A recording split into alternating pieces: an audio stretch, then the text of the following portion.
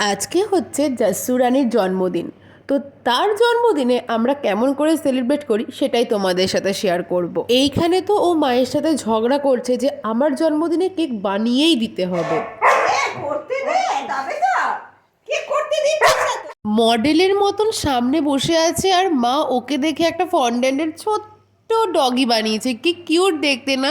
আর এইখানে দেখো জাসু রানীর কেকও রেডি হয়ে গেছে, ওর জন্য হেলদি সুজির কেক। ওর জন্য একটা বার্থডে টুপি কিনে এনে দিয়েছিলাম, আর সেটা পরাতে গিয়ে কি পরিমাণ স্ট্রাগল করতে হয়েছিল বাপরে।